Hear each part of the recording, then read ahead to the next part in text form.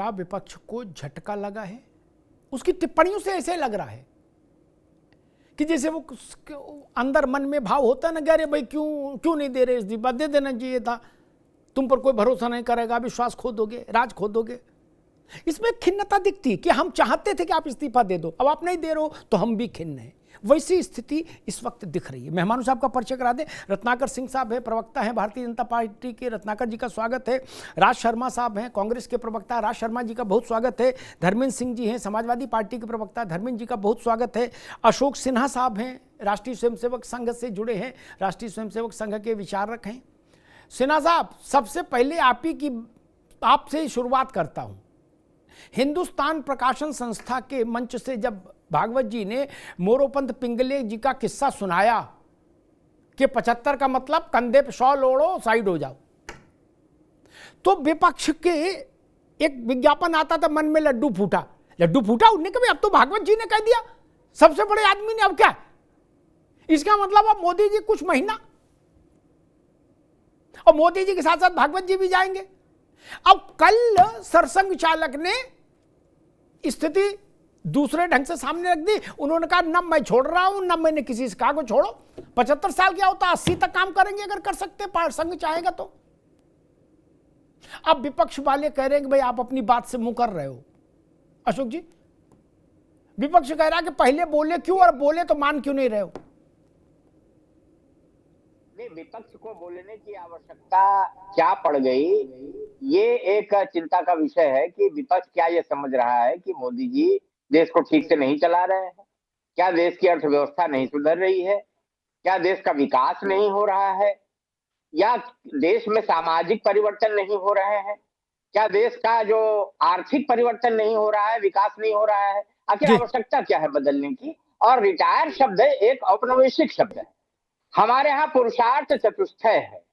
पुरुषार्थ चतुष्टय में हम 100 साल जिए और 100 साल क्रियाशील रहे। अब उसका स्वरूप, स्टेटस एंड रोल बदलता रहता है। क्या स्टेटस पर आप आएंगे तो क्या रोल हो जाएगा, और क्या किस स्टेटस पर रहेंगे तो क्या रोल अदा करना है। तो ये इससे बजाय ये जो नौकरी थोड़ी कर रहे हैं, क्या रिटायर हो जाएंगे या कोई सेवा का कार्य है, ये जन सेवा का कार्य हम मरते दम तक करेंगे। जब तक हमारे शरीर में एक भी रक्त की बूंद है, जब तक हमारा पुरुषार्थ चल रहा है, हम कुछ देते रहेंगे, हम कुछ करते रहेंगे। और वृद्धावस्था भी 4 प्रकार के होते हैं। वृद्ध भी सभी थोड़े, एक वृद्ध होता है जो वह पूरा कर लेता है, लुढ़कते फुड़कते वर्ष बीते और वो बड़ा हो गया, उसको वयोवृद्ध कहते हैं। एक वृद्धता होती है ज्ञान वृद्ध कहते हैं उसे, वो ज्ञान प्राप्त करता रहता है। तीसरा वृद्ध होता है शील वृद्ध होता है। प्रभु रामचंद्र जी अपने शील आचरण से, उन्होंने कोई किताब नहीं लिखी, कोई कुछ नहीं किया, मगर भाषण नहीं दिया, मगर अपने शील से, अपने आचरण से उन्होंने समाज को एक दिशा दी, तो वो शील वृद्ध थे। और इसी प्रकार से तप वृद्ध होते हैं, तपस्या करते रहते हैं और वह समाज को लाभ देते रहते हैं, तप वृद्ध।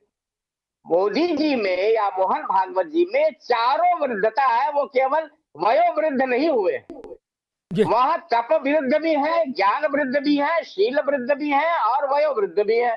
तो उनकी उपयोगिता जब तक है समाज को, जब तक समाज उनसे लेना चाहता है, वो समाज को देंगे अपनी सेवाएं। समाज कहेगा बस करो, अब मत आओ, तो वो नहीं आएंगे। ऐसे ही संघ के संविधान में तो कोई आयु का ही वर्णन नहीं है। भाजपा ने कहीं ऐसा नहीं कहा है। 2009 में जब डिप्टी प्राइम मिनिस्टर देश के आडवाणी जी थे, उनको जब प्राइम मिनिस्टर प्रोजेक्ट करके चुनाव लड़े तो उस समय उनकी उम्र 82 साल थी। अगर वो चुन लिए गए होते और वो प्राइम मिनिस्टर बन गए होते तो अपनी सेवाएं 87 साल तक देते। तो कहां से ये निकाल लिया अपोजिशन पार्टी ने, या मोदी मर जाओ तुम, मोदी तुम रिटायर हो जाओ, या कहने वालों की भीड़ इस देश में बहुत है, मगर वह यह नहीं समझते कि देश चाहता क्या है, देश का कल्याण किसमें है और जीवन का उद्देश्य क्या है, पुरुषार्थ चतुष्टय क्या है। नहीं उनको समझ में आ रहा है। वो समझ रहे हैं कि हम तो एमपी एमएलए बनकर, ठीक है सिन्हा साहब, ठीक है, ठीक, मैं रोकूंगा आपको, फिर आऊंगा दोबारा। मुश्किल सिन्हा साहब मालूम क्या है, पहले तो आपने उम्मीद से कर दिया, अब उसके बाद खेल पलट दिया नियम, बोले नहीं कोई नहीं होगा। ये झटका जोर का है। अब मोरोपंत पिंगले का किस्सा सुनाने की क्या जरूरत थी? भागवत जी को अब सुनाया, विपक्ष को भरोसा हो गया कि आप हट ही जाएंगे, और फिर उन्होंने कह दिया नहीं हटेंगे। मसला यहां है, ये वैचारिक विषय नहीं है, ये प्रैक्टिकलिटी है। धर्मेंद्र सिंह जी, मैं अखिलेश जी का ट्वीट देख रहा था कि अपनों कहे पर नहीं टिके, अपनी बात पर नहीं टिके, ये इनसे राज भी चला जाएगा, इन पर कोई भरोसा नहीं करेगा। आपको ऐसा नहीं लगता कि विपक्ष को, सत्ता पक्ष के सर्वोच्च नेता को केवल जनता की अदालत में हराने के लिए प्रयास करना चाहिए और वही उसका लक्ष्य होना चाहिए? वो अपने घर में इस्तीफा दे, इसको लाए उसको लाए, वो ऊपर हो ये नीचे हो, इस तारीख को इस्तीफा हो, इनमें विपक्ष की रुचि क्यों हो? नहीं, मान लीजिए अखिलेश जी इस्तीफा दे, पार्टी का राष्ट्रीय अध्यक्ष कोई दूसरा बने, ये भाजपा का विषय नहीं होना चाहिए ना। भाजपा का विषय इतना होना चाहिए कि 2027 में सपा और भाजपा में लड़ाई हो कि सरकार कौन बनाए। मुझे लग रहा विपक्ष ज्यादा इसमें संलिप्त हो गया, तो ज्यादा रुचि ले लिया था और कुछ अपने सपने बुन लिए थे कि महीने 2 महीने की बात है, फिर मोदी चले जाएंगे, फिर तो सब बढ़िया हो जाएगा, बसंत आ जाएगा। अब वो लग रहा है कि ना, ये तो जेठ की दोपहरी चल रही, बसंत तो आया नहीं। धर्मेंद्र जी। जी जी नमस्कार अमिताभ जी। देखिए, मोदी जी चले जाएंगे, कौन चलाएगा, ये महत्वपूर्ण नहीं है। महत्वपूर्ण ये है कि जो बुनियादी सवाल है वो नहीं, बुनियादी सवाल नहीं है धर्मेंद्र में, गलत बात है। बुनियादी सवाल का जिक्र अखिलेश जी ने नहीं किया, उन्होंने मोदी नहीं जाएंगे इसी पर पीड़ा जताई है। नहीं, मैं उस पर आ रहा हूँ। उन्होंने इसी पर दुख जताया है अपना। जी, मैं उसी पर आ रहा हूँ, थोड़ा अवसर देंगे तो अमिताभ जी। मैं जानते हैं आप डिबेट में मैं विशेष भटकता नहीं हूँ, विषय पर जवाब देता हूँ। जी बिल्कुल बिल्कुल। देखिए, मोहन भागवत जी ने, हमने नहीं कहा था, विपक्ष ने नहीं कहा था, किसी अन्य ने थोपा नहीं था। मोहन भागवत जी ने कहा था 75 वर्ष के हो गए, बाजू हट और दूसरे वाले को मौका देने के लिए। ये हमने नहीं कहा था, और उसका परिणाम ये हुआ कि मोदी जी जब ये माहौल क्रिएट किए 75 वर्षीय, तो उसके बाद अडवाणी जी है, मुरली मनोहर जोशी जी हैं, उमा भारती जी हैं, इस तरह हेगड़े साहब, तमाम बड़े नेता, येदियुरप्पा ने ये कहते हुए मंच से कहा कि हम 75 वर्ष के हो गए, पार्टी का निर्देश हम इस्तीफा दे के जा रहे हैं।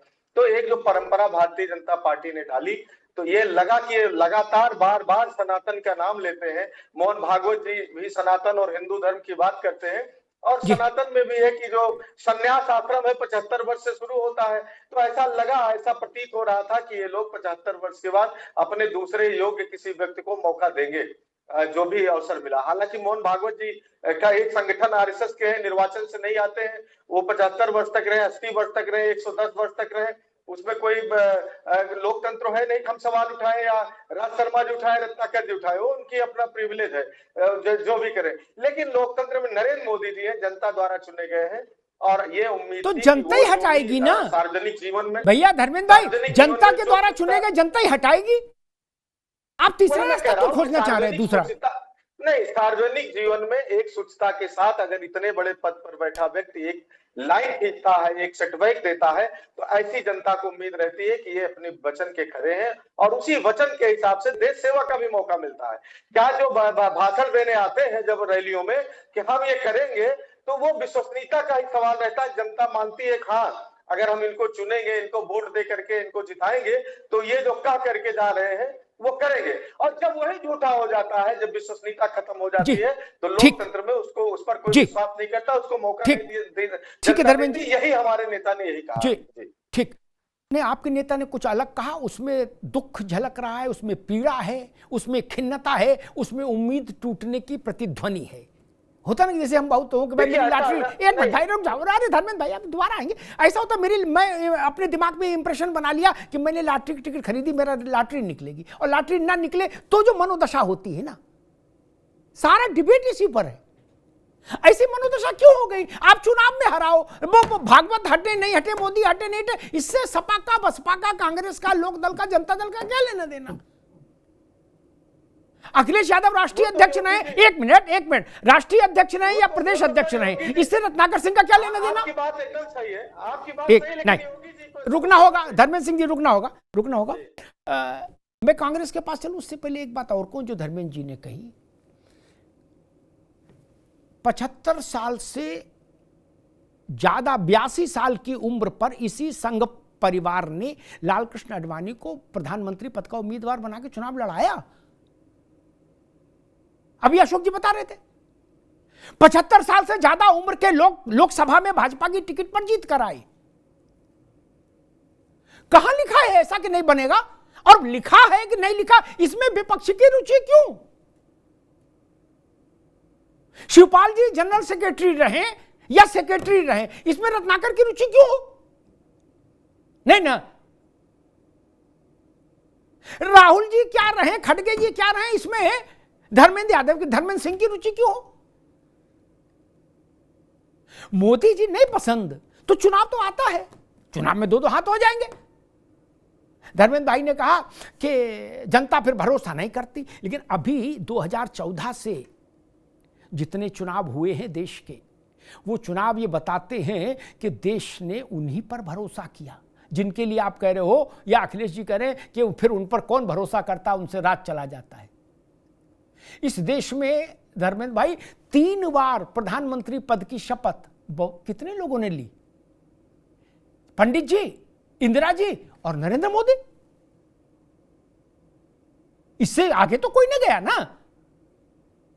आप कह रहे हो कि नियम बदलने वालों को लोग राज से हटा देते हैं। राज शर्मा जी, राज की लड़ाई है और आप खुद राज शर्मा हैं। क्यों दुख है? वो रखे नहीं रखे, छोड़ दे, कल छोड़ा है, 29 में छोड़ा है, नहीं छोड़ा। आप ये अबे आपकी मतलब कांग्रेस से तो कोई प्रधानमंत्री हो नहीं सकता। उनके परिवार से रामलाल बैठे या श्यामलाल बैठे, आप इतना उत्साहित क्यों हो गए कि लड्डू बांट दिए मोहल्ले भर में? बोलो गुड्डू लड्डू लेके जाना। बोले क्यों? बोले महीने भर में खुशी आ रही है। अब ना उम्मीदी, दुख जताया जा रहा है। आप तो एक बात कहते भाई 29 में लड़ेंगे, बात खत्म। राज भाई ना भाई, मैं एक बात कहता हूँ, ये जी, आपकी दो बात कहो। सही है कि हमें क्या लेना देना, चाहे 75 जिए 80 जिए, ये एक अलग बात है, हमारा नहीं। लेकिन क्या होता है, ये राजनीति है, पॉलिटिशियन है, ये अपनी मर्जी से नहीं, ये पब्लिक की प्रॉपर्टी है। और एक घर का ही बड़ा अगर झूठ बोले, यहाँ किसने कहा था? किसी समाजवादी पार्टी या कांग्रेस या किसी ने नहीं कहा था ना, पार्टियों ने कि आप 75 में रिटायर होंगे। इन्हीं की अपनी कल्पना थी। अब इन्होंने अपनी बात काल्पनिक कर दी, तो इसमें मैं क्या करूं बताइए आप? और मैटर है, आप झटका खाए इंसान की तरह क्यों रिएक्ट कर रहे हैं कि जिसकी उम्मीदें बिखर गई, कोई नहीं कर, जिसका दिल टूट गया, टोटे टोटे हो गया। कोई नहीं है। मैं कह रहा किस व्यक्ति से डरेंगे जो खुद अपनी लोकसभा में 3 विधानसभा में जो हारा हो। आप 2024 के बाद की बात करिए, पीछे जाएंगे तो फिर पीछे की बात करेंगे। और जो ज्यादा भूत में जीता वो कभी भविष्य में तरक्की नहीं करता। मैं ज्यादा नहीं कहना चाहता, मुझे सिर्फ इतनी सी बता दीजिए। कोई हमें दिक्कत नहीं है, लेकिन शाहरुख खान अगर अपने मन्नत से सिगरेट पिए, अपराध है, क्योंकि उसके फॉलोअर है। एक गली का आपका जो वो किरदार है, ननकू पिए, कोई फर्क नहीं पड़ेगा, लोग चौराहे से आएंगे जाएंगे। ठीक इसी प्रकार मोहन भागवत जी एक शख्सियत है भाई, मोदी जी एक शख्सियत है, वर्ल्ड की सब, मैं तो कहता हूं ट्रंप से ज्यादा ताकतवर है। वो बात अलग है, थोड़ा बहुत बोलते नहीं है, मैं उस पर नहीं जाऊंगा। अगर ये लोग झूठ बोलेंगे तो दादा गलत है, ये संदेश गलत जाएगा। ऐसा झूठ बड़ों को नहीं बोलना चाहिए। अरे इनको क्या करना चाहिए? आप काहे को छत से कूद गए बेमतलब उत्साह में? किसने कह दिया? अच्छा एक और बात है, मैं यहाँ पे मैं कह रहा हूं, अगर यहाँ पे आपको मैं बड़ा भाई कह रहा हूं, लेकिन अगर आप गलत कहोगे तो मैं कहूंगा आप गलत क्यों कह रहे हो भाई? मैं अपने पिताजी से कह दूंगा। अच्छा, और एक और बात सीधी कह दूं, अपार्ट फ्रॉम सबसे हटके, बाबू हम लोगों को तो 56 साल में, 60 साल में, 65 साल में भागो। उस जर्नल को, वीके सिंह को एक दिन 1 साल का वो नहीं दिया। आप लोग जीते रहोगे, कानून बनाओ। क्या मतलब है 75-80 का? मतलब नहीं है। और एक और बात है, मैं एक बात कहना चाहता हूं दादा, यहां पे मुझे झूठ 10% बोलने का अधिकार अनवांटेड हो सकता है, मगर यहां पे इस चैनल पे अमिताभ अग्निहोत्री जिनका नाम है, आपको झूठ बोलने के लिए ठीक बात भी नहीं, आपको लाखों लोग सुन रहे हैं। ठीक राज भाई, प्रकार ये जो 2 शख्सियत गलत बोलेंगे, ये पाप के भोगी है, इससे देश की छवि खराब हो रही है। ठीक, एक स्पष्टीकरण मैं दे दूं, क्योंकि राज भाई ने कहा कि हमारी जिम्मेदारी ज्यादा है। मेरी हिंदुस्तान प्रकाशन संस्था के समारोह में जहां मोहन राव भागवत बोल रहे थे, मोहन राव भागवत ने ये नहीं कहा कि ये मैं कह रहा हूं, उन्होंने कहा ये मोरोपंत पिंगले कहते थे। मोरोपंत पिंगले का स्मृति का कार्यक्रम था, उसमें उन्होंने मोरोपंत पिंगले का एक संस्मरण सुनाया। ठीक जैसे खड़गे साहब इंदिरा जी का कोई संस्मरण सुनाए, खड़गे जी नहीं कह रहे, वो इंदिरा जी का संस्मरण सुना रहे हैं। आप समझ रहे हैं ना? वैसे ही भागवत जी ने कहा, और उन्होंने कल भी इस बात को स्पष्ट किया कि मैंने ये नहीं कहा था, मैंने कहा कि पिंगले जी ऐसा कहते थे। तब इसको मोहन भागवत का शपथ पत्र कैसे मान लिया गया? उन्होंने तो कहा, मैंने तो कहा ही नहीं कभी। और नरेंद्र मोदी ने या भाजपा के अध्यक्ष ने कभी बोला हो तो विपक्ष रख के सामने। और मैं तो कहता हूं कि इसमें विपक्ष इतनी खोजी भूमिका में क्यों है, शेरलॉक होम्स की तरह? आपको भाजपा के शासन से मुक्ति तभी मिल सकती है जब 29 में आप जीत जाओ। सीधी सौ की बात। क्या प्रधानमंत्री रामलाल रहे जो श्यामलाल रहे, आप तो नहीं बनेंगे ना। तब काहे को रुचि ले? जब हमको कुछ लाभ हानि नहीं तो 29 की तैयारी में ध्यान देते। मुझे लग रहा है ज्यादा बेहतर तरीका होता। रत्नाकर सिंह, आप इस बात के जरूर दोषी हैं कि आपने सीधे कंठ से भले ही न कहा हो, लेकिन इशारों इशारों में एक ऐसी होप प्रक्षेपित कर दी विपक्ष के शिविर पर कि उन लोगों का बीपी नॉर्मल रहने लगा, एंजाइटी खत्म हो गई। बोले अब तुम ज्यादा चिंता ना करो, 2-3 महीने की बात है। फिर आप एकदम यू टर्न ले गए, बोले ना 80 तक कुछ नहीं। अशोक जी कह रहे हमारे यहां तो पुरुषार्थ का है, 100 वर्ष तक जीने की, पुरुषार्थ के साथ जीने की व्यवस्था है, यानी इधर मामला 100 तक जा रहा है। इसीलिए अखिलेश जी नाराज हुए। फिर रत्नाकर जी पहले जी ढोल क्यों पीटा, और जब ढोल पीट के दूसरों को कुछ अपेक्षा हो गई, उम्मीद हो गई, तो आप ढोल लेके भाग गए, पलट गए। अब कह रहे हो 80 और कहीं कह रहे 100। रत्नाकर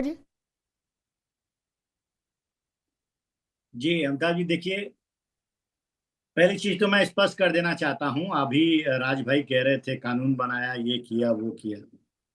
भारतीय जनता पार्टी का संविधान उठाकर ये पढ़ लें, और भारतीय जनता पार्टी के संविधान में आयु को लेकर के कोई प्रावधान नहीं है। इस तरह के अगर संवैधानिक पदों पे कोई चुनाव होता है तो उस पे कोई आयु को लेकर संविधान प्रावधान नहीं है। सिर्फ भारत के एक मिनट रत्नाकर जी, एक मिनट, भारत के संविधान में भी सांसद, प्रधानमंत्री, मंत्री, राष्ट्रपति, इनके लिए न्यूनतम आयु है, अधिकतम आयु का कोई प्रावधान नहीं। जी जी जी बिल्कुल। भारतीय जनता पार्टी में सिर्फ मंडल अध्यक्ष और जिला अध्यक्ष जो युवा होते हैं उनको लेकर के आयु का प्रावधान है, बाकी किसी भी पद के लिए कोई भी आयु का प्रावधान नहीं है। मैं पहली चीज स्पष्ट कर देना चाहता हूं, आप भाजपा के संविधान को उठाकर पढ़ लीजिए। और दूसरी सबसे महत्वपूर्ण बात है, यह देश की जनता है।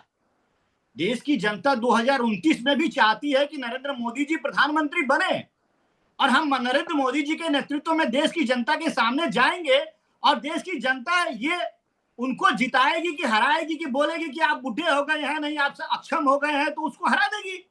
लेकिन देश की जनता यह चाहती है कि आप अभी देश की सेवा करें। और मैं कहना चाहता हूं चैनल के माध्यम से अमिताभ जी कि मोदी जी 90 साल तक इस देश की सेवा करेंगे। देवतुल्य जनता जो भारत की है उसकी सेवा करेंगे। और आयु की बात करते हैं कि आप प्रधानमंत्री 75 साल के हो गए तो आप प्रधानमंत्री पद के उम्मीदवार नहीं हो सकते। अरे मैं गिना देता हूं, अटल जी जो है 79 ईयर्स तक प्रधानमंत्री थे। मोरारजी देसाई जो है 83 साल तक प्रधानमंत्री थे। डॉक्टर मनमोहन सिंह जो यूपीए के, उनको हर कोई इज्जत देता था, 81 साल तक प्रधानमंत्री थे। और ये तो हमारे देश की बात है। बोलते थे, जो सोचते थे, जो करते थे, समंजस में डाल देते। अरे सुनिए जरा, मैं बीच बीच में टीका टिप्पणी न करिए। कहां रहे आप? विदेशों में भी हम आपकी सुनते रहे बस। अमिताभ जी जी कहिए, आपकी आवाज आ रही है। रत्नाकर भाई बोलिए। जी जी अमिताभ जी, देखिए मैं ये कह रहा हूं कि भारत को छोड़कर थोड़ा अगल बगल भी झांक लिया है। अमेरिका का अभी ट्रंप जी है, वो कितने साल के हैं? 79 ईयर्स ओल्ड हैं और अभी 2 साल उनका बाकी है कार्यकाल। उनके पहले जो बाइडेन कितने साल के थे? 82 साल के थे। हमारे बगल में ही ले लीजिए, ईरान में अली खामनेई कितने साल के हैं? 86 साल के। तो उम्र कोई नंबर नहीं होता।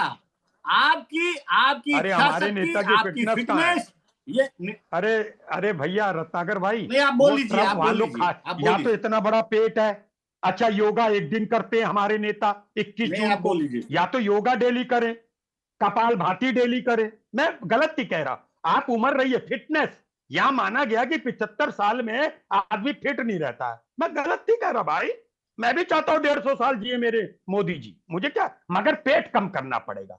जब योगा करो 21 जून को तो अंगूठा छूना पड़ेगा। देखिए एक बात तो है, आप बता दो एक नेता जो अंगूठा छू लेता हो खड़ा होके, बता। अब उनकी बात आ जाने दो भैया, बोलो आप, रत्नाकर जी बोलो जी। नहीं अब मेरी बात जाएगी नहीं ना फिर भी। अरे आ रही बात आपकी, आ रही है मेरे, मैं कह रहा हूं आपकी बात आ रही है, आप बोलते रहिए, रुकिए नहीं, बोलिए। अमिताभ जी देखिए, ये बोल रहे हैं कि योगा करिए, पेट कम करिए। मैं इनको बताना चाहता हूं प्रधानमंत्री नरेंद्र मोदी जी के बारे में कि मोदी जी एक संत की शख्सियत वाले हैं और देवी के बहुत बड़े उपासक हैं और उनकी कृपा शरीर से संत पता चल जाता है, शरीर से संत पता चल जाता है। रत्नाकर भाई गलत मत बोलना, संत रत्नाकर भाई आप देखिए मेरी बात की क्या उम्र थी बताइए?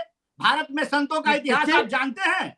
संत जो है वो कितने सालों तक रहे और लोगों की सेवा किए, उसी तरह से उम्र का कोई तकाजा नहीं होता। अगर आप देश हित में सेवा करना चाहते हैं, जनहित में सेवा करना चाहते हैं, उम्र का कोई तकाजा नहीं होता। बता दीजिए आप कितने बताइए कितना मोटे हैं और लोगों की सेवा करिए। एक बात बता दो, एक बात बता दो, योगा डेली करते हैं? अरे मेरे प्रधानमंत्री योगा डेली करते हैं? अरे भैया 129 साल के शिवानंद बाबा थे क्या? अब उनको आप कहेंगे कि वो लोगों को ना करें? आप शिवानंद बाबा से मत तुलना करिए। क्या मोदी जी रोज योगा करते हैं? उनका पेट अच्छा छू लेंगे? अमित शाह जी अंगूठा छू लेंगे? बोलिए क्या ये सब बेतुकी बातें करते हैं राज भाई?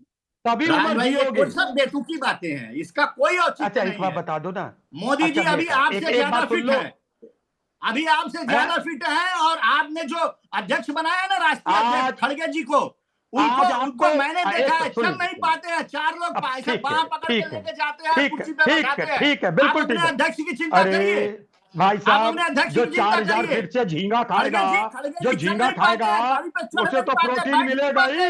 अरे जो 4000 फीट से 20,000 किलो का पनीर खाएगा और क्या कहते हैं वो एक और दूसरा मशरूम खाएंगे तो रहेंगे ही रहेंगे। और लो आज आपको एक चैलेंज, आपका भारतीय जनता पार्टी में कोई नेता हो मुझे बुलाए, मेरे संग जितनी वॉक करना चाहे, जितनी वर्जिश करना चाहे, अगर हार जाऊं गुलामी कर जाऊंगा, जाओ मैं करूंगा, जब मैं करूंगा। मैं तो अमिताभ भाई से कह रहा हूं बैठा दो, पे अपना रिकॉर्ड भी लिखा है, जाके पढ़ लीजिएगा कितना किलोमीटर एक दिन में। एक बात सुन लीजिए, एक मेरे संग एक बात सुन लो, ये बहस का मुद्दा इतना भी नहीं है, चैलेंज कर रहे हैं, जाके मेरा रिकॉर्ड उठा के देख लीजिए। अरे वो डाल दो, सोशल मीडिया में चलते ऐसे शिव ऐसे बहुत डालते, ये सोशल मीडिया में रियल जियो रियल, आप रील में मत जीना। मैं ये बेतुकी बातों पे मैं जवाब देना नहीं चाहता हूं।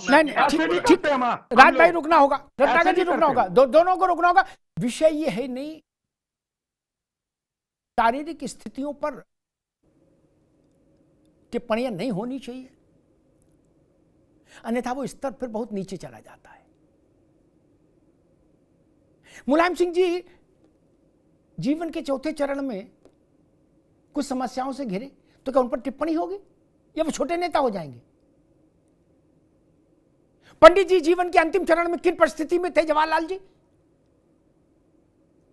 किस परिस्थिति में थे? तो वो छोटे नेता मान लिए जाए?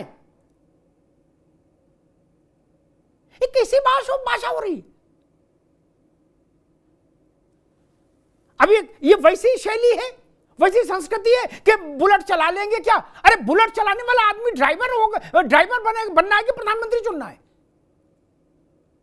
इसका एक ड्राइव चल गई, बोले ये फलाने बुलेट चला के दिखाएं जैसे हमारा आदमी चला रहा है। ये कैसी क्या तुलना कर रहे हो महाराज? धर्मेंद्र जी ड्राइवर, ट्रक का ड्राइवर ले आएंगे, बोले ट्रक की ड्राइवरी करके दिखाओ तो माने। अरे देश चलाना है कि ट्रक की ड्राइवरी करनी है? ये टैक्सी वाली बुलेट चलानी है? ये तर्क ठीक नहीं। और संत की बात कही, उस पर एक टिप्पणी करूंगा, फिर अशोक जी के पास जाऊंगा, विषय बदलूंगा। ये कमर के नीचे वाली बात नहीं, लेकिन एक उदाहरण ऐसा दे दूं जिसका काट ही नहीं होगी, त्रिलोक में घूम आना सब लोग। अशोक जी ऐसी बात बता रहा हूं, त्रिलोक में घूम आना, उसकी काट नहीं होगी राज भाई। काशी में तैलंग स्वामी, काशी के वो सशरीर महादेव कहे जाते हैं, मैं उनको कहे जाते हैं प्रेजेंट टेंस में इस्तेमाल कर रहा हूं, हालांकि उनका पार्थिव देह तो बहुत पहले मुक्त हो चुके थे। वो 150 किलो से ज्यादा वजन के थे। काशी की धरती पर उनसे महान संत नहीं हुआ कोई दूसरा। उनको लोग कहते थे ये जागृत विश्वनाथ है, जागृत विश्वनाथ। ये कैसी बात कही जा रही है?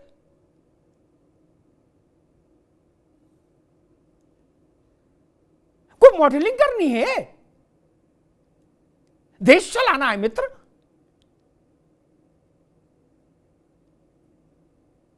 मॉडलिंग करनी हो तो समझ में आता है कि कान कैसे है, नाक कैसी है, गाल कैसे है, हृदय कैसा है, यह महत्वपूर्ण है। और इस बात में मत पड़िए, इस देश में ठीक है कल को कांग्रेस की सरकार आ जाएगी तो खड़गे जी क्या कुछ नहीं बनेंगे? कुछ तो बनेंगे। खड़गे जी की अवस्था क्या है? ऐसे तमाम खड़गे जी की उम्र के लोग हैं कांग्रेस में, वो कुछ तो बनेंगे ना। सब झाल तो नहीं बजाएंगे बाहर बैठ के, योगा तो नहीं करेंगे। ये जनता चुनती है, इसके बीच में मत पड़िए। जनता के पास विवेक है, वो जानती है कि आदमी, शरद पवार साहब हैं, शारीरिक तौर पर उनके साथ कुछ समस्याएं हैं, हम सब जानते हैं, लेकिन जनता उनको प्यार करती है, उनको चुनती है। खारिज कर दें, खारिज कर दें उनको। मैनपुरी से जब नेताजी चुने गए थे 19 में, तो नेताजी सक्रिय थे? नहीं। धर्मेंद्र भाई को गवाही के लिए खड़ा कर रहा हूं, सक्रिय नहीं थे वो। परिवार ने कहा भी था कि आप चुनाव न लड़ो, उन्होंने कहा नहीं लड़ेंगे। जनता को उनसे प्यार था, उनको जिता दिया। गलत तो नहीं कह रहे धर्मेंद्र जी? इसलिए यह तर्क ठीक नहीं लोकतंत्र में कि 7 घंटा योगा करने वाला ही चुनाव लड़े या 3 घंटा करने वाला नहीं लड़े, यह तर्क ठीक नहीं। अशोक सिन्हा जी, लेकिन सारी बातें एक तरफ तकनीकी तौर पर है ना, औपचारिक तौर पर, लेकिन ये तो मानकर चलो कहीं ना कहीं हिंट तो कुछ ना कुछ ऐसा वातावरण बनने में सहयोग तो दिया गया कि 75 वाली लाइन कहीं ना कहीं है। इतनी तो बात सच्ची है। ठीक है, आपने उसमें बच के निकलने के रास्ते रखे, लेकिन कुछ ना कुछ तो ऐसा रहा कि जिससे यह संकेत और संदेश जाता रहा कि 75 की कोई लाइन है। अन्यथा अगर संदेश कतई नहीं होता तो हमारे विपक्ष के साथी लोग इतना इस वक्त एकदम हताश निराश थोड़े ना होते भागवत जी के वक्तव्य से।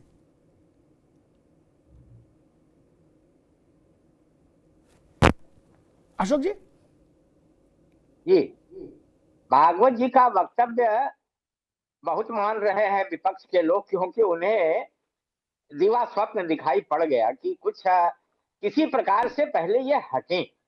आज सवाल राजनीति में इस बात का है, सारे इंडी गठबंधन के लोग या विपक्ष के लोग ये चाहते हैं कि पहले मोदी को हम जनतांत्रिक तरीके से तो हटा नहीं पा रहे हैं और न हटा पाएंगे, तो हमें लगता है कि कहीं ये 25-30 साल और न शासन कर जाए भाजपा। तो ये डर एक है मन में, इंफीरियरिटी कॉम्प्लेक्स है मन में, और राजनीति में घोर अनिश्चितता होती है। तो इस अनिश्चितता के वातावरण में एक दिया उनको दिखाई पड़ा। आपने स्पष्ट किया कि वो मोरोपंत इंगले एक प्रचारक थे और उन्होंने ऐसा कहा। अब ये आवश्यकता क्या होती है किसी संगठन में किस कार्य की? जैसे मोहन भागवत जी खुद भी हम लोगों को कहते हैं कि भाई मुट्ठी थोड़ी ढीली करो पुराने लोग और नए लोगों को जिम्मेदारी दो। तो वहां शाखा लगाना ना, सुबह सुबह उठ करके 4 बजे भोर में उठ करके और दंड का अभ्यास करना है, अब शारीरिक श्रम करना है, गीत गाना है, लोगों के घर जाकर संपर्क करना है। तो उस कार्य के लिए नौजवानों की आवश्यकता है। सेना में भर्ती होने के लिए नया खून चाहिए, तो अब उसमें अग्निवीर चाहिए, उसकी योजना बनाई गई। मोदी जी जिस स्थान पर बैठे हैं वह अब तक के जितने भी राजनीतिज्ञ रहे हैं, किसी पद पर रहे, चाहे प्रधानमंत्री रहे हो, चाहे वो रक्षा सचिव रहे हो, रक्षा मंत्री रहे हो, उनसे वो बेहतर कार्य कर रहे हैं। वो एक स्वयंसेवक हैं और स्वयंसेवक अपने तप शक्ति से, शील शक्ति से और अपने शारीरिक शक्ति से वह देश की सेवा कर रहा है। अब हटे, वो किसान आंदोलन हो रहा था ना, तो महिलाएं छाती पीट के कह रही थी मोदी तू मर जा, तो मर भी जाओ। जिसके मरने की कल्पना की जा रही हो उसका रिटायरमेंट तो लोग क्या क्या चाहते हैं। मैं समझता हूं कि यह एक दिवा स्वप्न है। मोदी जी अभी स्वस्थ है, प्रसन्न है और एक भी काम ऐसा नहीं कर रहे हैं जिससे देश कहीं अवनति की ओर जा रहा हो। कोई भ्रष्टाचार नहीं हो रहा है देश में, ठीक है अशोक भाई, आसमान में जा रहे हैं, ग्रहों तक जा रहे हैं। तो जब सारा काम ठीक हो रहा है तो ठीक होने दो। धर्मेंद्र जी, एक नारा लगा था विपक्ष की ओर से, मोदी तेरी कब्र खुदेगी, नारा लगा, उसमें मुकदमा हुआ। क्या? मोदी तेरी कब्र खुदेगी। अरे भाई, लोकतंत्र में पार्टी चुनाव इसलिए बने, कब्र खोदेंगे क्या? चुनाव नहीं लड़ेंगे, कट्टा तमंचा से राजनीति तय करेंगे। बिहार में क्या हो रहा है? मोदी की मां को गाली दी जा रही है माइक से, मंच से, जिस मंच पर तेजस्वी जी, राहुल जी 2 मिनट पहले होते हैं। तो दुख समझ में आता है कि भाई अगर मोदी नहीं हटेंगे तो फिर आपको पीड़ा होगी। जब एक गठबंधन के बड़े नेता के शब्द थे, मोदी तेरी कब्र खुदेगी, कब्र। मोदी तुम चुनाव में हार जाओगे, हम हरा देंगे, ये बात तो समझ में आती है, लेकिन कब्र खुदेगी, ये कोई मध्यकाल की शासन व्यवस्था है क्या कि एक का कत्ल करके दूसरा राजा बनेगा? धर्मेंद्र जी, अमिताभ जी, इस तरह के आरोप तो मोदी जी लगते रहे हैं अपने विरोधियों पर, लेकिन हम लोग गाली का और इस तरह की भाषा का समर्थन नहीं करते।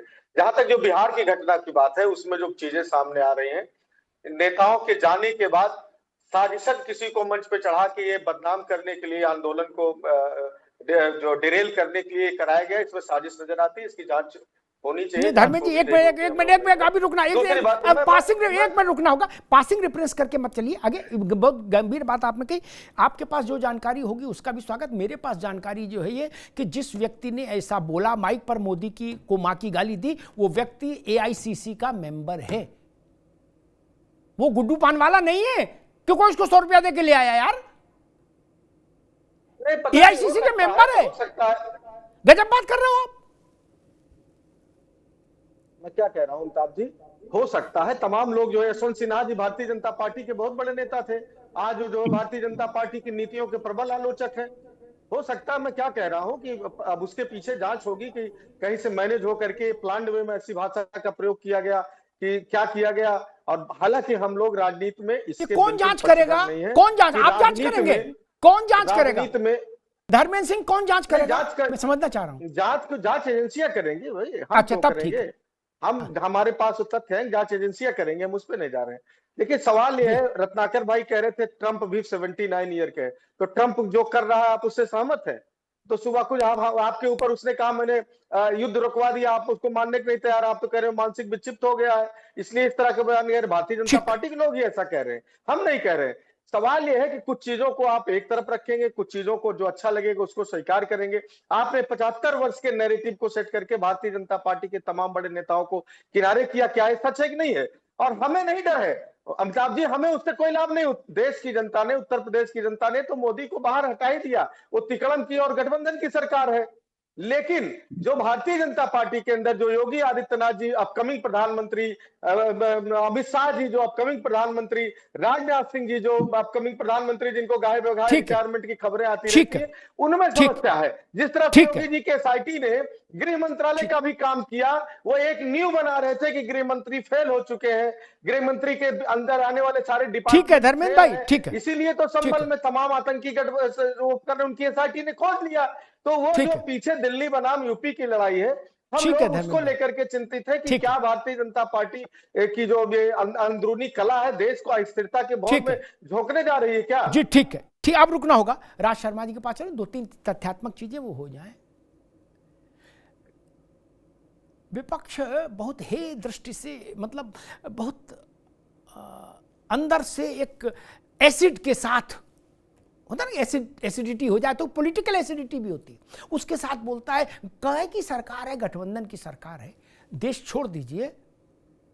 धर्मेंद्र जी के संज्ञान के लिए बताता हूं, 4 बार यादव परिवार से मुख्यमंत्री रहे, 3 बार नेताजी, 1 बार अखिलेश यादव, 1 बार बहुमत की सरकार थी अपनी, 3 बार गठबंधन की ही सरकार थी। इसलिए ऐसा मुंह बना के ना बोलिए गठबंधन है, काहे का है। राजबाबू को याद दिला दूं, शायद स्मरण में नहीं होगा तत्कालिक तौर पर, इंदिरा गांधी जब इमरजेंसी लगा रही थी ना राजबाबू, तो उनकी सरकार बहुमत की नहीं थी, वामपंथियों का समर्थन था। नरसिंह राव की सरकार बहुमत की नहीं थी, 10 साल मनमोहन सिंह की सरकार बहुमत की नहीं थी, गठबंधन की सरकार थी। और आप लोग इतना ऐसा ऐसा मुंह बना लेते हो, लगता जाने कितनी अम्ल पित्तता है अंदर। गठबंधन है, छी छी छी। यहां कम से कम सब सीधे तो खड़े हैं। कर दिया। अरे रुको भाई, आपके समय में गठबंधन की स्थिति ये थी, मनमोहन, अरे रुको भाई, मनमोहन सिंह जी के समय में, पर भी नहीं है सर। अरे रुको भाई, मनमोहन सिंह के समय में स्थिति ये थी, प्रधानमंत्री इंतजार करते थे और मंत्री नहीं आते थे बुलाने पर। उस समय के ब्यूरोक्रेट्स ने किताबें लिखी और कहा कि मनमोहन सिंह की इतनी दयनीय स्थिति थी, और आप ऐसा मुंह बिचकाते हो कि राम राम राम राम गठबंधन है। कब नहीं रहा गठबंधन भैया, कब नहीं रहा बाबू, किसने नहीं किया गठबंधन? 15 साल तो नरसिंह राव और 10 साल मनमोहन सिंह गठबंधन के सामने बिल्कुल साष्टांग करके ही सरकार चलाए कि रंगबाजी सरकार चली थी? नहीं ना। और एक बात और कह दूं, धर्मेंद्र भाई भी इसको याद रखेंगे, योग्य व्यक्ति हैं, 240 वाली गठबंधन की सरकार तो नरसिंह राव की भी नहीं थी और मनमोहन सिंह की भी नहीं थी, जिसमें एक बड़ी पार्टी पर 240 आए। राजबाबू तब भी सरकार चली ना, घिसट की चली तो चेक पर साइन तो कर ही रही थी, 240 नहीं आए थे। राज शर्मा जी, प्रश्न वही है कि नरेंद्र मोदी को हराने का एक रास्ता सिर्फ और सिर्फ जनतंत्र में हो सकता है, वोट, चुनाव। उसके अलावा रास्ते क्यों खोजते हैं? उनसे आपकी लघुता दिखती है कि भाई आप ऐसा शॉर्टकट क्यों ढूंढ रहे हैं कि 75 वाले फार्मूला चल जाए। आप कहिए कि 125 तक रहो, हमें क्या दिक्कत, हम तो चुनाव में लड़ेंगे, जो सामने होगा उससे लड़ेंगे, व्यक्ति से क्या मतलब। ना तो हम जी, ना तो हम ये कह रहे 125 तक रहो, भगवान करे वो 150 साल जिए, वो एक हमारा कोई मैटर नहीं है, और ना ही हम ये कह रहे, हम एक बात कह रहे हैं कि घर में अगर एक पिताजी अपने बच्चे से झूठ बोले, 4 दिन पहले कुछ और बोले, ये बोले तो ये अच्छी बातें नहीं होती, लेकिन क्या है कि यहाँ कोई किसी को टेंशन नहीं हो रहा है, सब पब्लिक जान रही है। मैं आपकी एक बात को समर्थन क्या करता हूं, आप सही कहते हैं तो करना भी पड़ेगा कि जो वोट से जीतेगा वो प्रधानमंत्री है। और गठबंधन की अब हिंदुस्तान में ये अब सिंगल पार्टी सरकारें नहीं बननी है, जीवन में बड़ा मुश्किल है ये बनना, अब बड़ा मुश्किल है क्योंकि जनता भी बहुत बटी हुई है। मैं सिर्फ इतना सा कहना चाहता हूं कि मोदी जी ने क्या कहा, वो संघ चालक ने क्या कहा, ये मैटर ही नहीं है, मगर जिस पद पे वो बैठे हैं उस पद पे बैठ के अपने शब्दों की एक गरिमा जरूर होनी चाहिए। जरूर होनी चाहिए। और एक बात मैं सिन्हा साहब के लिए कहना चाहता हूं, सिन्हा साहब, क्षमा चाहता हूं कहने से पहले कहता हूं भगवान मुझे रोक ले, मैं आरएसएस की वो बात बोल दूंगा, अगर यहां बोल दूंगा तो मेरा मोहल्ले में भी 10 लोग अगेंस्ट हो जाएंगे। मैंने वो देखा, मैं देखता हूं डेली देखता हूं, वहां पे शाखा चलती है। और ये भी देखता हूं 70,000 1 लाख कमीशन के लिए कॉलोनियों में मकान बेच दिए जाते हैं। किसको बेच दिए जाते हैं उसकी भी पीड़ा होती है। इस कृत्य को बदलो। आप जो कहते हो, जो बोलते हो, जो करते हो, उसमें सामंजस्य बैठाओ। आपने बड़ी बड़ी बातें कही आरएसएस की, मैं इस पे नहीं जाना चाहूंगा, इतना बड़ा नहीं हुआ, मैं अमिताभ भाई के जैसा बड़ा नहीं हो गया कि बातें कहूंगा। मगर एक बात मुझे भी लगती है, जब मैं पार्क से गुजरता हूं तो कहते हैं जय भारत माता की जय, मैं 4 बार बोलता हूं तो मैं कहता हूं अरे 10 हो तो 6 आ रही। और जब लाख, 1.25 लाख, 1.5 लाख, 1% कमीशन का मामला आ जाए, कबाड़ में जाए जनता, अपना काम बनता। इस चरित्र को बदलो, बस इस चरित्र को बदलो। ओपन कहता हूं मैं, मुझे किसी का डर नहीं है। ठीक है राज भाई, मैं देश ठीक के लिए है। जीता हूं, अशोक देश जी, के लिए अशोक जी जिया कुछ हूं। कहेंगे? अशोक जी कुछ कहेंगे, फिर रत्नाकर जी। अशोक जी, वो क्या आरोप लगा रहे हैं कि आप भारत माता की जय स्वयंसेवक बोलता शाखा में, फिर 1 लाख रुपए कमीशन के लिए गड़बड़ कर देता है? देखिए, गड़बड़ तो तब होता है जब हम अपनी मूछ को दाढ़ी में मिला दें और दाढ़ी को मूछ कहने लगे, तो ये गड़बड़ हो जाता है। कहा इनको कभी शाखा में कदम रखे हैं, ये कभी आए हैं, ये कभी शाखा को देखे हैं? और वो बाहर से गुजरते हुए या भारत माता की जय सुनने के बाद इनकी नजर कमीशन में, शाखा में कौन कमीशन देगा भाई? हमसे ज्यादा कौन सेवा शाखा में कमीशन देगा? देश की सेवा हमसे ज्यादा कर दी, आपके पे आ जाऊंगा, आज हमसे सुन ज्यादा देश की लीजिए, सेवा कर दी, धांधली मत करिए, जीवन में उच्चारी का 7 धांधली जन्म मत बाद नहीं करिए। कर मैं बता पाओगे। रहा हूँ आपको, एक बता दूं, मैंने कहा जरा जो बोले उच्चारी का तजीब से, धांधली मत बोलेंगे करिए। तजीब से, उसको मुंह से रहने दीजिए, बिल्कुल दाढ़ी बोलेंगे रहने तजीब दीजिए। से। डोंट तो ट्राई टू मैंने बिकम ये कहा हेडमास्टर, कि शाखा बोलेंगे पे तजीब जब से, तक गुस्सा आप नहीं होना है, शाखा पर आएंगे चेहरे पे नहीं, गुस्सा मत लाना। शाखा को समझेंगे नहीं, तो देश कैसे के बॉस जानेंगे कि नहीं बन शाखा गए क्या हो। है, वहां पहली क्या बात, होता है, गुस्से पे वहां रुको, कमीशन पहले लिया गुस्से जाता को, है। गुस्सा शांत करो। आप ये उम्मीद कर क्या रहे हैं है कि आप शाखा पे तब भाई, आएंगे यही जब उम्मीद शाखा पे है, कमीशन खोरी की जाएगी, यही उम्मीद है। आपको क्या कमीशन सिखाते दिया हो आप, जाएगा। क्या फिर मैं सिखाते कह हो रहा आप, हूं आपसे, क्या सिखाते आप हो? बुद्धि भ्रष्ट मुझे मत भगवान ने होइए। इतना दिया शाखा को कि समझने के मैं लिए कुछ शाखा ना पे करूं, आना घर होगा। बैठे शाखा पर और बिना बोलो आए आप। आप शाखा को नहीं समझ सकते। अच्छा, इसीलिए ये शाखा के शाखा बारे में वाले का बोलने के चेहरा होता पहले है, अच्छी तरीके से ये समझ शाखा का लीजिए। गुस्सा भी होता है, ये आपका गुस्सेबाज हो चरित्र आप, में समझ आप गुस्सेबाज हो। हमसे मत आज बजाते पता बढ़िया चल आगे। गया, वो इस हिंदुओं आदमियों की का सबसे चेहरा बड़ी बताता दुश्मन है कि वो कितना आरएसएस। छिपाता है, कितना दुनिया में रखता मैं है, कह सकता क्या हूं कि दिखाता है, अगर क्या अंदर सनातन है। ठीक धर्म है, के मैं लिए दोनों को कोई रोकूंगा, राज भाई दीमक को, है अशोक तो सिन्हा जी वो को, दीमक दोनों आरएसएस मेहमानों को रोकूंगा। ये समय का, मैं रत्नाकर जी के पास चलूंगा। रत्नाकर जी, मेरी समझ में आता है कि आपने पहले बादल घिरने दिए और उसके बाद कह दिया कि बरसात कहां, सूरज निकल आया, तो झटका लगेगा ना। ऐसी परिस्थिति क्यों पैदा की? मतलब इशारे में से क्यों की? 4-6 के टिकट काटे, उसमें एक आध बोल भी दिए कि 75 कारण कटा। तो भाई ये लोग उम्मीद से हो गए कि अब शायद बात बन जाएगी, बिना ही लड़े मामला फिट हो जाएगा। अब आपने बिल्कुल यूटर्न ले लिया, तो स्वाभाविक फिर तो टकराव होगा। रत्नाकर जी, बिल्कुल अमिताभ जी, देखिए जब लोकतंत्र में जनता इनको किनारे कर देती है तो निश्चित रूप से ये इसी तरह की कुछ उम्मीद लगा के बैठे रहते हैं कि मोदी जी कब रिटायर होंगे और कब जो है इनको मैदान में कोई ऐसा खिलाड़ी मिलेगा जिससे ये मुकाबला कर सके। आज देखिए मोदी जी का व्यक्तित्व जो है बहुत बड़ा हो चुका है और इतना बड़ा व्यक्तित्व के सामने ये अपने आप को बहुत बौना महसूस करते हैं। 3-3 बार लोकसभा का चुनाव हारने के बावजूद इसी तरह की उम्मीद लगा के बैठेंगे, क्योंकि जब जब चुनाव में ये गए हैं तब तब जनता ने इनको नकार दिया है। तो मोदी जी कब हटेंगे, मोदी जी की कब्र खुदवाने की बात करेंगे, तो इसी तरह की बात की उम्मीद लगा के बैठेंगे। अरे मोदी जी को 2029 में जनता फिर चुनेगी, क्योंकि जनता चाह रही है कि मोदी जी इसी तरह देश की सेवा करते रहे जब तक वो शारीरिक रूप से सक्षम है, क्योंकि वह संत हैं और संतों की कोई उम्र नहीं होती। मैं एक अंतिम बात कहना चाहूंगा अमिताभ जी, 30 सेकंड दे दीजिए।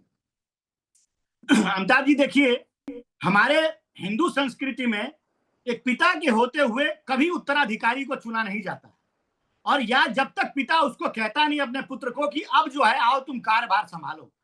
लेकिन समाजवादी पार्टी में जो मुगल संस्कृति को फॉलो करती है, जो मुगल क्या करते थे, अपने ही पिता को या तो जेल में डाल देते थे या तो मार देते थे, फिर गद्दी पे विराजमान हो जाते थे।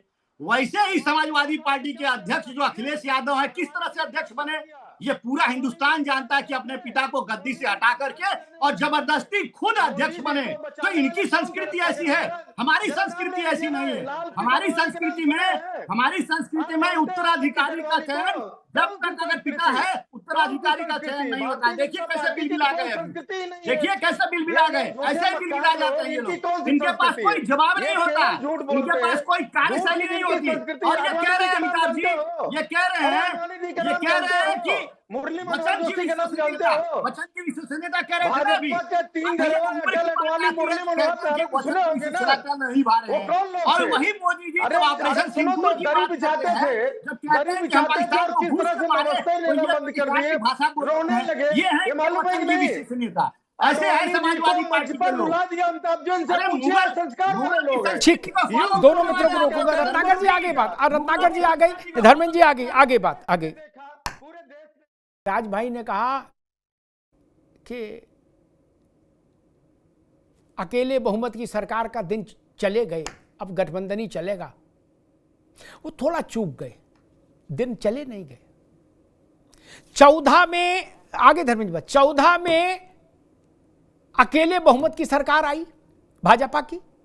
यह भाजपा का चरित्र था कि उसने फिर भी गठबंधन के सहयोगियों को सरकार में शामिल किया, अन्यथा वो तो 300 पार थी। 19 में अकेले गठबंधन अकेले पार्टी की सरकार आई, 272 क्रॉस किया 19 में। जनता ने वोट दिया ना। नरेंद्र मोदी इस देश पर प्रधानमंत्री के रूप में कार्य कर रहे हैं, इसी के लिए वोट दिया ना। भाजपा को सिंगल स्ट्रोक पर 272 पार कराए। और इस बार भी जो वोट दिया जनता ने, जिससे 240 सीटें आई, मनमोहन सिंह 10 साल प्रधानमंत्री रहे, उनके पास अपनी पार्टी की 240 सीटें 10 साल में कभी नहीं थी। क्या वो सील मोहर नहीं रखते थे? रखते थे। क्या पीएम हाउस में नहीं बैठते थे? बैठते थे। क्या दस्तखत नहीं करते थे? करते थे। फिर इसलिए ऐसी बात नहीं कहो। किसी को छोटा आप दिखा सकते हैं, जब आप ये पहले अपने इतिहास में देख लो कि हमारे साथ ऐसी घटना तो कभी नहीं घटी, दुर्घटना अगर घटी है तो फिर वो तुलना हो जाएगी तो क्लैश हो जाएगा। मुझे लगता है आदर्श स्थिति यही है, आयु कुछ भी हो, जब तक आप मन से, तन से, बुद्धि से, विवेक से जागृत हैं, तब तक आप नेतृत्व कर सकते हैं। इसीलिए हमने संविधान में जब बहस हुई तो हमने एक अपर एज लिमिट कभी रखी ही नहीं। भाई आज के लोग संविधान सभा से ज्यादा विद्वान है क्या? माफ करिएगा, मैं नहीं मानता। आज जितने भी लोग हैं किसी पार्टी में काम कर रहे हो, वो संविधान सभा के लोग 360 लोगों से ज्यादा विद्वान नहीं। वो भारत का सर्वकालिक सर्वोत्तम मेधा थी अशोक भाई। संविधान सभा में हर क्षेत्र का विद्वान वहां था। उनके सामने विषय आया कि क्या अपर लिमिट रखें एज की? बोले नहीं, रखने की जरूरत नहीं। जब तक व्यक्ति चैतन्य है, नेतृत्व कर सकता है, करे। और जहां जनता को चुनना हुआ, जनता खुद ही फैसला दे देगी, फिर उसमें संविधान की भी जरूरत कहां। जनता चाहे तो 30 साल के आदमी को घर बैठा दे भैया राज भाई, और जनता चाहे तो मुरारजी देसाई के तिलक लगा दिया। मुरारजी देसाई तो जवाहरलाल नेहरू के साथ के थे, बने ना प्रधानमंत्री। इसीलिए जनता जनार्दन है मित्र। और मैं कहूंगा कोई दूसरा रास्ता मत खोजिए। नान्याः पंथः अयनाय, कोई दूसरा रास्ता नहीं। प्रधानमंत्री पसंद है तो, और नहीं पसंद है तो। प्रधानमंत्री केवल जाएगा तो जनता की अदालत से ही जाएगा। बाकी आप क्यों उल्लास मनाने लगते हो बेमतलब? फिर उल्लास के बाद फजीयत होती है, दिल टूटता है। ये राजनीति को लॉटरी का खेल नहीं है कि हमने 2 रुपए की लॉटरी खरीदी और सोचा कि कल इसका ड्रॉ निकलेगा तो 20 लाख हमको मिल जाएंगे। उसकी संभावना बहुत रेयर होती है। फिर खिन्नता होती है, उस खिन्नता से बचिए। देश में इससे कोई अच्छा संदेश नहीं जाएगा कि मोदी 75 साल के होने पर क्यों नहीं पद छोड़ रहे, इसकी बहस विपक्ष करे। नहीं, ये भाजपा का विषय है, ये संविधान का विषय तो है नहीं, ये भाजपा के मन का विषय है। भागवत जी संघ सरसंघ चालक रहेंगे कि दत्ता जी होंगे, ये संघ का विषय है। इसमें कि भाजपा को भी नहीं बोलना चाहिए। बड़ा सीधी सपाट बात है। वयोवृद्ध खड़गे जी 85 प्लस हैं, वो देश की सबसे पुरानी पार्टी के अध्यक्ष हैं, स्वागत है, कोई बुरी बात है। ठीक है, वो चल नहीं पाते हैं, कुछ लोग पकड़ के उनको चलाते हैं, लेकिन ठीक है, फिर भी अध्यक्ष है, अच्छी बात है, सम्मान है, होना चाहिए। उनको कोई सीमा पर लड़ने जाना है? नहीं। मनरेगा में काम करना है? नहीं। लकड़ी काटनी है? नहीं। चिंतन कर सकते हैं, दिशा दे सकते हैं, संदेश दे सकते हैं, तो ठीक है, नेतृत्व तो करना चाहिए, कर रहे हैं खड़गे जी। और इस मानसिकता से उबरिए कि प्रधानमंत्री को बुलेट चलाना आता है कि नहीं। अरे भाई साहब, बुलेट टैक्सी चलानी है क्या प्रधानमंत्री को? कल को कोई कहेगा प्रधानमंत्री को ट्रैक्टर चलाना आता है कि नहीं, प्रधानमंत्री को आल्टो चलानी आती है कि नहीं। ये क्या तमाशा है यार? इन बातों को अर्थ है। जो लोग ऐसी बातें कह रहे हैं वो अपनी पार्टी को भी नुकसान पहुंचा रहे हैं भाई, सच में। जो ऐसा सवाल खड़ा करो, बड़े बड़े विद्वानों ने खड़ा किया, राज भाई ये मुस्कुरा रहे हैं, योग्य व्यक्ति समझ गए मैं कहां पहुंचूंगा, कहां कह रहा हूं। फोटो डाली बुलेट की, बोले ऐसे चला सकते हो, है हिम्मत? अरे बुलेट चलाओ कंपटीशन हो रहा है क्या? तो फिर ये बुलेट का को यहां नोएडा में आ जाओ भैया धर्मेंद्र जी, ये जो मोटर वाला वो ट्रैक बना है जेपी का, उसमें तो ऐसे ऐसे लोग मोटर चलाते हैं कि देख के पागल हो जाए आदमी।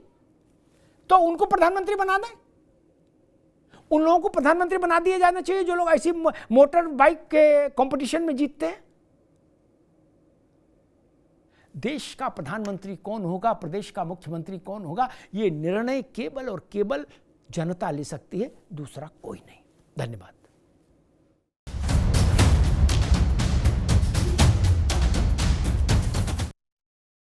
अब उत्तर चाहिए ब्रॉट टू यू बाय आरप्योर का हल्दी मसाला, मिर्च धनिया करे कमाल, सबका राजा आरप्योर मसाला। पास है आरप्योर पाव भाजी का मसाला, आरप्योर पाव भाजी मसाला, पाव भाजी को टेस्टी बना डाला, सबका राजा आरप्योर मसाला। अरे श्रीमती जी, कुछ तो सस्ता लो, बचत करो। नहीं श्रीमान जी, सब बढ़िया लो, रहने दीजिए। इसमें क्या खास बात है? थोड़े में ज्यादा स्वाद, यही तो है इसकी खास बात। वाओ मामा, क्या स्वाद है। अरे मेरे दादी के हाथों का जादू और खुशबू से महकता घर, माँ की मुस्कुराहट और खाने की सुगंध। MDH गरम मसाला, क्योंकि हर रिश्ता है स्वाद से जुड़ा। थोड़े में ज्यादा स्वाद, यही तो है इसकी खास बात। वाओ मामा, क्या स्वाद है। अरे मेरे राजा, सबका राजा आरप्योर मसाला। अब छोलिया हो या लोबिया, सफेद चने या काले चने, सब कुछ मजेदार बने।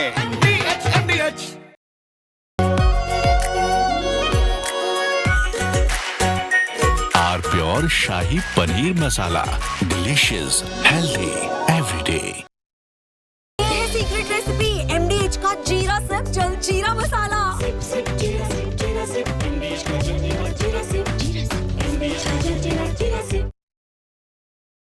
तो सस्ता लो, सब बढ़िया लो, इसमें क्या खास बात है? थोड़े में ज्यादा स्वाद, यही तो है इसकी खास बात। सबका राजा आरप्योर मसाला।